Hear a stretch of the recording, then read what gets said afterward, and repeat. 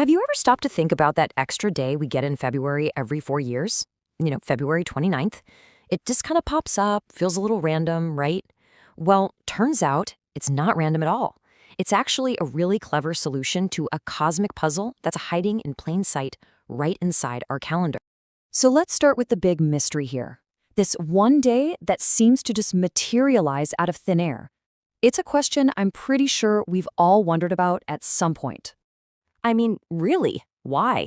Our calendar seems to work perfectly fine for 3 years straight, and then, bam, a whole extra 24 hours just gets slotted in.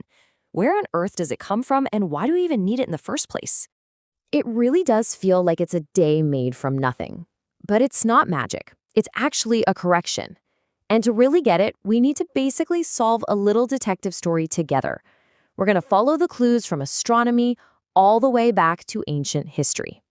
Okay, so let's dive in. The first and honestly the most important clue isn't even here on Earth. It's way out in space, and it has everything to do with how our planet dances around the sun. And here it is, this one number. This is the entire reason we have leap years. It's the actual super precise amount of time it takes for the Earth to make one full trip around the sun. And as you can see, it's not a nice, clean 365 days. It's a little messy. So our calendar just simplifies things. It rounds down to a neat 365 days. But that little leftover piece, that quarter of a day, which is about 6 hours, it doesn't just, disappear. It hangs around and it starts to add up year after year, creating a tiny error that just keeps growing. And here's where the math becomes super clear. You take those 6 leftover hours from 1 year, multiply that by 4 years, and what do you get? 24 hours. Or 1 full day. That's our missing day, and it needs a home somewhere in our calendar so we can get everything back in sync. Now, this wasn't just some, abstract problem for mathematicians to worry about. Let's hop in a time machine and go back to ancient Rome to see the real-world chaos that a messed-up calendar can cause. What's so cool about this is that you can see the whole journey to fix this problem took centuries. I mean, it started with complete confusion, then we got a really brilliant first attempt at a solution, and finally, it was tweaked into the super refined system we all use today. Before we got a real fix, things were an absolute mess. The early Roman calendar was way too short, and officials would just kind of add entire months whenever they felt like it, a lot of times for political gain. It threw everything off, from religious festivals to when you should plant your crops. Just imagine trying to farm when the calendar says it's spring, but it still feels like the dead of winter outside.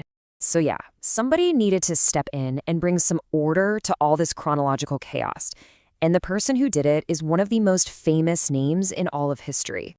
And that's where Julius Caesar comes into the story. Around 45 BC, he talked with his astronomers and had this big realization. The calendar had to be synced up with the sun, not with the whims of politicians. So he decided to create one standard system once and for all. And this was his solution, the Julian calendar. It established that 365-day year that's so familiar to us, and it introduced the totally revolutionary idea of adding one extra day every 4 years. This was it. This was the birth of the leap year. Now, Caesar's fix was genius, and it worked pretty well for over 1,500 years. So problem solved, right? Case closed? Well, not quite.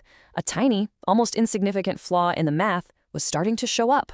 You see, the Julian calendar assumed a year was exactly 365 1/4 days long. But remember that number we saw earlier? The real solar year is just a tiny bit shorter. We're talking a difference of only about 11 minutes a year. Seems like nothing, right? But over hundreds of years, those 11 minutes added up, causing the calendar to drift away from the seasons by about 1 full day every 128 years. So, fast forward to 1582. Pope Gregory XIII introduces this absolutely critical refinement. His Gregorian calendar kept Caesar's basic rule, add a day every 4 years, but it corrected for that 11-minute overage with 2 really brilliant exceptions. This incredibly elegant system is the one we still use today. Okay, let's just look at this table to see how this works in the real world. So, the year 2000. That was a leap year, because even though it's divisible by 100, it's also divisible by 400. But look at 1900, or the upcoming 2100. They are not leap years, because they fail that final test. It's this simple logic that keeps our calendar so incredibly accurate. So, after all this math, all this ancient history, Why do we go through all this trouble? Why is this whole complex system of corrections so important for us today? Well, here's the bottom line. And this is pretty wild. Without these corrections, our calendar would slowly drift completely out of sync with the actual seasons. See, our seasons are tied to where the Earth is in its orbit, not the date we write down. In just a few hundred years, we'd literally be celebrating the 4th of July in the middle of a snowstorm. And of course, there's a really fun human side to all of this cosmic clockmaking. People born on February 29th, sometimes called leaplings, only get to celebrate their actual birthday once every 4 years. It's a pretty special club to be in, for sure. Okay, so let's just do a quick recap of everything we've learned.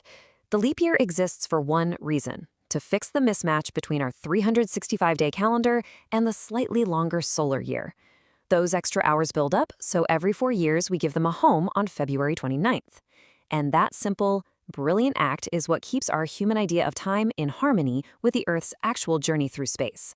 When you think about it, the leap year is this powerful reminder that our calendar isn't some fact of nature.